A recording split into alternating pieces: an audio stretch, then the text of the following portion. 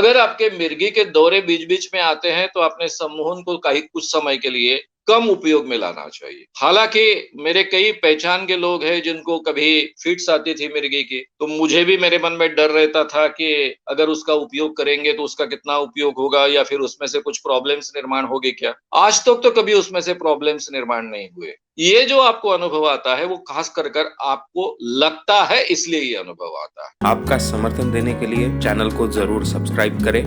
Channel के notification पाने के लिए बेल आइकन भी दबाएं।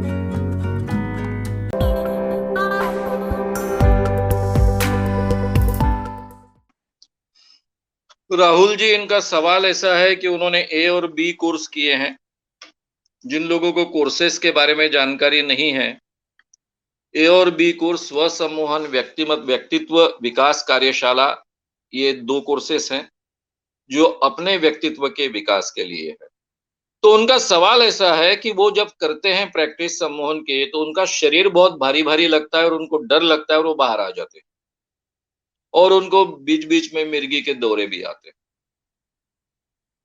अगर आपके मिर्गी के दौरे बीच-बीच में आते हैं तो अपने सम्मोहन को कहीं कुछ समय के लिए कम उपयोग में लाना चाहिए। हालाँकि मेरे कई पहचान के लोग हैं जिनको कभी फिट्स आती थी मिर्गी की, तो मुझे भी मेरे मन में डर रहता था कि अगर उसका उपयोग करेंगे तो उसका कितना उपयोग होगा या फिर उसमें से कुछ प्रॉब्लम्स निर्माण होगी क्या?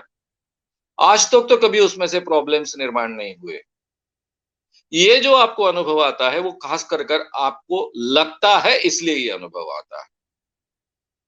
यानी कहीं तो भी आपके मन में डर है कि मैं सम्मोहन में जाने के बाद में शायद मुझे मिर्गी का दौरा आ जाए और इस डर के कारण ऐसा होता है। तो मैं आपको सलाह दूँगा कि आप केवल शुरुआत के दिनों में कुछ दिन प्रोग्रेसिव रिलैक्सेशन यूज़ कीजिए। जब आप निडर होकर या फिर बिल्कुल आपको डर महसूस ना होकर आप प्रोग्रेसिव रिलैक्सेशन का अच्छा उपयोग कर पाओगे, प्रोग्रेसिव रिलैक्सेशन में ही सजेशन दीजिए। वो सब प्रोसेस आपको बहुत अच्छी मालूम है। और जब आपको ये आत्मविश्वास आ जाएगा कि मैं बिल्कुल ही डगर डरे बगैर, कोई डर मेरे मन में निर्माण ना होकर मैं प्रोग्रेसिव रिलैक्सेशन अच्छे ढंग से उपयोग में ला सकता हूँ, तो फिर एक कोर्स की शॉर्ट प्रक्रिया उपयोग में लाइए।